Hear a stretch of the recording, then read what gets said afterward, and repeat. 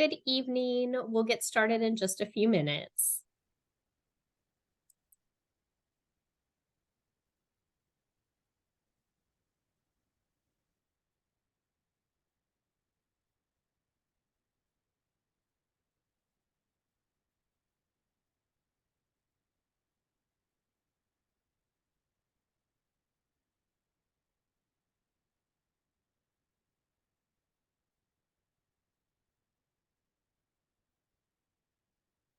Okay, good evening. My name is Sarah Untersey, and I am the School Family and Community Engagement Consultant at Region 10 ESC. With me this evening is Jim Wright from Partners Resource Network. We are very happy to be here this evening to have a short webinar with LifePath Systems that is going to cover accessing Medicaid waiver services. This is great information for families. We are recording tonight's webinar, and this will be posted on the Region 10 website so that you will be able to share this with other people who may be interested and also go back and watch this again at your convenience. So at this time, I'm going to go ahead and turn it over to Peggy Schmidt and Ashley Hart, who are with us tonight from LifePath. Thank you, Sarah. I am Peggy Schmidt. I'm the program administrator for supported employment at LifePath Systems. And I'm going to talk just a little bit about LifePath Systems as a whole, and then I'll pass it off to Ashley. LifePath Systems serves individuals in the Collin County area, and our mission is to serve individuals and families impacted by behavioral health, intellectual, or developmental challenges resulting in stronger communities. And on the IDD side, which is where Ashley and I work, we are what is known as a LIDA. So a LIDA is a local intellectual and developmental disability authority. And again, we serve Collin County. I know others of you might be spread out in other parts of the area, but you should each have a local LIDA. And at the end of the presentation, we have contact information for the different areas as well. As a LIDA, LifePath Systems is the starting point for anyone seeking services for intellectual and developmental disability services, and is also known as the keeper or the starting point for the HCS and Texas Home Living Medicaid waiver services. And I'm going to go ahead and turn it over to Ashley.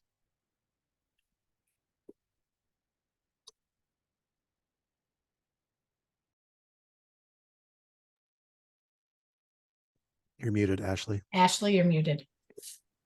Thank you. Can you hear me now?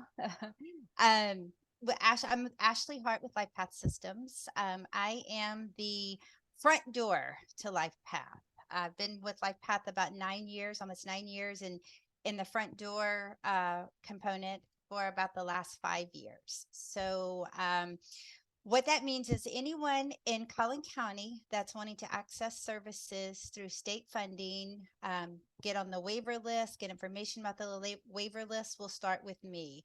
That will be an initial call into LifePath. At that time, we'll have a conversation. I'll gather some information, some demographics. We'll talk about what's going on, diagnosis, what insurance, Medicaid versus non-Medicaid, eligibility requirements for the programs. I review everything.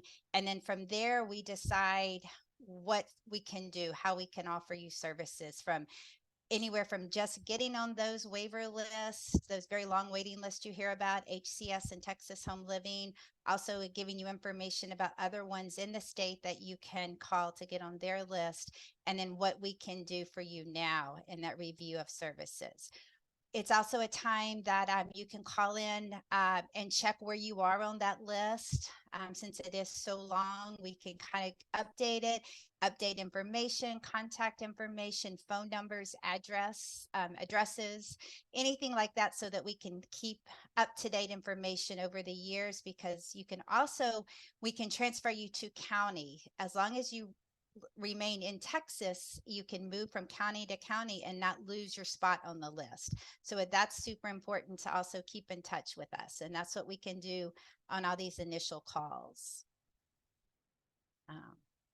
Next, Peggy.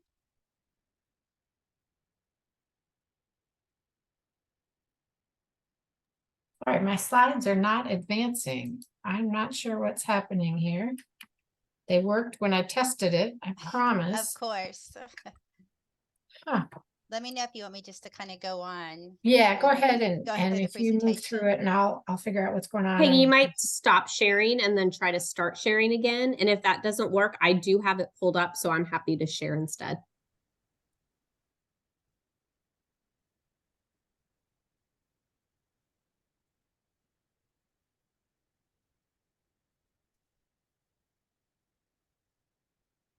I think you're gonna have to share. For some reason, my keyboard is not, it's just not advancing.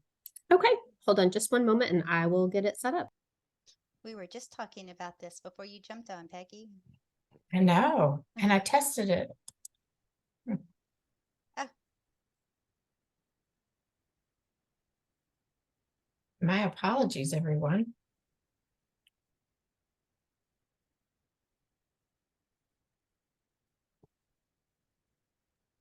Okay, is that working? Yeah, and we're on the next Yep. one, the LifePath Systems IDD services. Okay, Okay. got it. And you guys just let me know when to move on. Okay, will do. Thank you very much. You're welcome. So LifePath Systems IDD services, what we can offer now, this kind of is a quick little overview of what we are able to offer individuals now. Service coordination, waiver versus non-waiver. We'll start. Waiver are the HCS and Texas Home Living programs. Those are the ones that if you're not on the list, you will get added to the list. And then when your name comes up, we'll talk a little bit later about how that works. Sandra Nally is going to join or is here, and she's going to talk a little bit later about the enrollment process to HCS and Texas Home Living. Waiver program is general revenue where we're able to offer individual services now that do have Medicaid or they are in crisis. They're able to get service coordination. It's kind of like a case manager, and their role is to advocate for an individual, to link them to resources, kind of be a guide to any questions they may have and going through the programs and things. Is the service coordinator's role. Supported employment is something we can offer now. Peggy Schmidt is the program administrator for that. We are a provider with TWC, so she is the go-to for any questions that we have for any kind of supported employment. Community support is something that we can also provide now, where we have funding for respite through the non-waiver GR and funding for day hab through non-waiver GR. There's a budget that's it's not a lot, but it is a little bit of funding to where you can do a combination of both respite and day hab, or funding can go towards respite or to day hab. And that's something that you will work through with your service coordination, that budget. It gets a little bit higher when an individual is out of school because there's funding for that day hab, the day habilitation budget. The other program that's not it's an entitlement program. It's called Community First Choice, which is a Medicaid entitlement program. This is for individuals that have an IQ of 69 or below or 75 or below with a related condition. This program is an entitlement, so there is no waiting list for it. If you qualify and you meet the eligibility requirements, you can get the services. This program provides funding for someone to come in and work with an individual on personal care skills or independent living skills. Once enrolled in the non-waiver program, an individual will have a pretty thorough assessment that's coordinated through that service coordinator. And from that is determined how many hours you get. And the funding from that is determined, the hours and funding are determined through Medicaid for that. Okay, I'm ready. Next. What is a Medicaid waiver program? So waivers allow states to use Medicaid funds for long-term home and community-based services for people with disabilities or special health needs in order to help them live in their community. So that's where I mentioned in the previous screen, waiver versus non-waiver. The waiver programs are the HCS, the Texas Home Living, that have the very long waiting list. HCS has, I believe, right at over 120,000 individuals waiting. Texas Home Living has about 109,000 people waiting. We're seeing average time people are waiting is about 17 years for these waiver programs. The examples of some of the services that they provide are personal care, community supports, respite, nursing, minor home modifications. HCS does have a funding for group home placement. It's the only one of the waiver programs that does have funding for group home placement. There's also funding for PT, OT, speech, and behavioral therapy. So it's really important to get on these Medicaid waiver lists because they have quite a bit more funding than what we can offer through the non-waiver or the Medicaid, the CFC Community First Choice Program. Ashley, just to interrupt real quick, they asked if you have to know if you're eligible to get on the list. That was in the chat. Okay, no, you do not have to know if you're eligible. Anyone, it's an interest list. I think they just pulled up, it's a statewide interest list. If you think that your child, an individual, anyone in your family may possibly qualify for services, we can add you to the list. When your name comes up, when an individual receives the slot, is what it's called, receives a slot, you will go through the eligibility process at that point for services. And so the statewide interest list, I believe if you move to the next slide, there are some of the waiver programs. The home and community-based services, Texas Home Living, those are the ones that are handled by the local authority. I think Peggy mentioned DeLitta, or you may hear it referred to as local authority. LifePath is that for Collin County. And then we, at the end of the program, there is a slide with phone numbers for other counties. You start in that county and you will get on the list there. And then the community living assistance and support services class, deaf, blind, and multiple disabilities, and MDCP, medically dependent children's program. They all have the same phone number that you can call and get information and get on their waiting list. And then there's the Star Plus waiver program, which is a different phone number from the other three that you can call and get specific information on those programs and get on their waiting list. Now, the other one, the youth empowerment, yes, I'm going to let Sandy talk about that a little bit. It's through our behavioral health. It's a waiver through behavioral health and not the IDD side.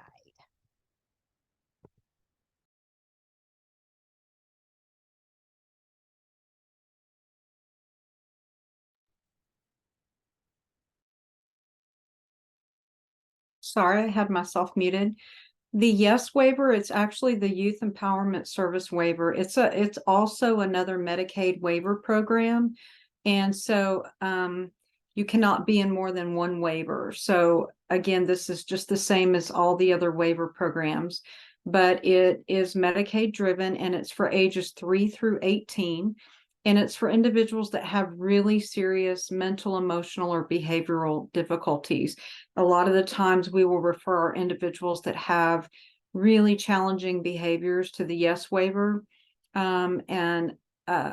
It also provides intensive services that are delivered through a strengths-based team planning process. It also involves the support system of the youth, and it's called a wraparound program. It's family centered. It's very, very focused and very heavily dependent on family involvement. Primary caregivers, it's very much intensive training, not just for the individuals, but for their family, and behavior modification focused. It's made to meet the unique needs of, children and adolescents in the program. Families or their LAR, their legal authorized representative, that are interested in referring to their child or individual to the YES waiver must first contact our YES waiver interest list message line.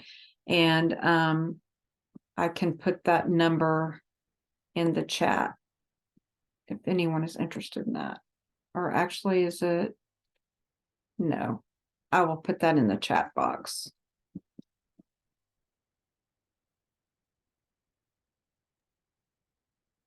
Okay, and then I think our next slide is the Medicaid waiver enrollment process, which is what I mentioned earlier. This is once you've received your slot, and then you've gotten a notification that you've received a slot for HCS or Texas Home Living. This is the process of the enrollment that Sandy's going to talk about as well. Yeah, so once you receive your slot notice, the LIDA is the one that's notified by the state, and we get notice that a slot has been released, and we contact the family and we let them know. We send a letter by mail. The family has 30 days to respond to that letter. If we don't hear something from the family in those 30 days, we're going to be looking and seeing, is there other contact information we can find? We're going to check all platforms where we can find contact information. We will do a drive-by. So it takes a lot for us to just decline somebody because they didn't respond in 30 days. There's going to be due diligence on our end to try and contact that family. Once that initial contact meeting is set, we have really two main meetings with the family, but the initial contact meeting is to review services. We explain exactly what the waiver is that they've been selected for. We go over a time frame for enrollment. We talk about time frame deadlines. We give a provider list for that family to pick from. And we also talk to them about testing and explain that they will be, their loved one or individual will receive a determination of intellectual disability with our psychologist. And again, for enrollment, we are allowed 90 days. There's times that, if needed, it can go over that. But it is not a real quick process because there's steps along the way that take time to get things back and time for things to be approved by the state. So that first step is scheduling that initial meeting, and then the individual comes in and has that determination of the intellectual disability test done. And then we get those results back and we share those results with the family. We are not the one that makes the decision for eligibility. That is up to HHSC. So we continue to move on with the enrollment. We will give the family the provider list, and they have that 30-day time frame to choose a provider. And then we are scheduling at that point an enrollment meeting. We're ready to, once the family reaches out and finds a provider, they correspond back to their assigned enrollment specialist that helps them throughout the entire process of the enrollment and lets them know who their provider choice is. And once we know that, then we contact that provider and we set up that last enrollment meeting. And that meeting is with everybody involved, the provider of choice, your enrollment specialist that's been assisting with the enrollment, and then also, of course, the family. And at that time, a start date for services is set. If a family is already in another waiver, and say they were in class and their name came up for HCS and they decided they wanted to go with HCS, they would remain in class and continue to get all of those benefits all the way through the enrollment process, so that there's never a delay of service. There's never a time that they're not receiving those services. We would choose a start date and we orchestrate and plan with the case manager for the waiver they're currently in to have services stop at midnight and start at 12:01 the next day with the new services. So there's never a loss of services. If a family receives a slot offer and they're not sure which waiver is really going to be best to suit the needs of their individual, then we definitely assist with that. We can do side-by-side comparisons the best we can to compare apples to apples. It's not always that easy based on what they're currently getting, but we definitely make every effort to try and to look and make sure that they're very well informed before they choose what waiver they're going to go into. And I know we talked a little bit about that question about, do they have to know if they're eligible at the time they get on the list, that eligibility process is sorted when their name comes up and their slot is released. And sometimes parents will be afraid to get on the interest list because they'll think, well, this is a Medicaid waiver and we've tried to apply for Medicaid and we're denied. Our income, we're not going to be able to qualify for Medicaid services. But it is different when someone is enrolling into a waiver. So a lot of the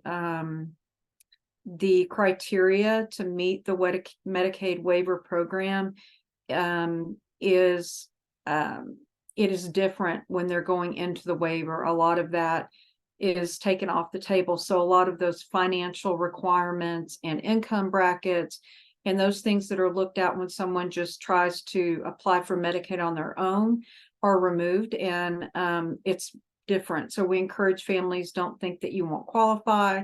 Go ahead and get on that list, and we sort all that at the time their name comes up. And I know this last slide is just, that is the different LIDAs for all of Collin County, and the information on there for contact. Like Ashley said, we're LifePath Systems, we're with Collin County, but that is other counties' information as well. Thank you, Sandy. I appreciate that.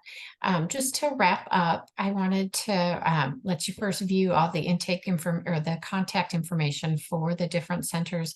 But as Ashley and Sandy talked, I always just think it's really important to remember because this is such a long interest list, when you're on that list and you receive a call from the LIDA, I always tell people it's so important to call back. We want to make sure we maintain the right information, contact information. That list, that interest list can be, I think, in the 17 plus years right now. So think of all the different changes that you have in your contact information. You can also, like Ashley said, transfer it from county to county without losing your spot or changing anything. So just always remember to please follow up with your LIDA, no matter who that is, when they call to do those contacts, because that is very helpful. And I know they said also, you can be on all the lists at one time. When Ashley does those intakes, I think that she does a great job of reviewing them all, but then it doesn't hurt to be on all the different lists, so that you have what you need when your name comes up. That's always very helpful. So now we'll just open it up for questions. You can put a question in the chat if you have any questions. And I see Jim, thank you so much for putting the links in for the waiver, the yes waiver. That was great. Thank you so much.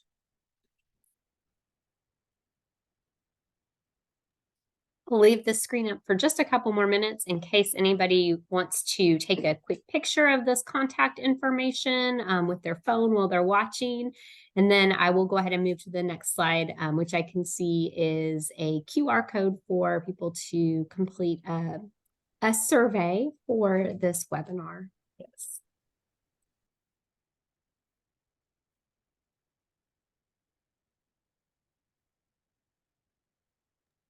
Okay, hopefully that was enough time for everyone. Yeah, I'm going to come back on camera. I will let you ladies go ahead and explain this slide, but I did want to thank you all for being here this evening. This information is so very important, and I'm very, very happy to have had the opportunity for us to share it with our families tonight. Thank you. All right. Thank you. And as Sarah said, this is just a code. If you have a minute, it'll take you to a link to let us know how we did, but also if there was anything that, we missed or could have addressed, that's helpful for us as well. But otherwise, we appreciate your time and thank you so much for being here.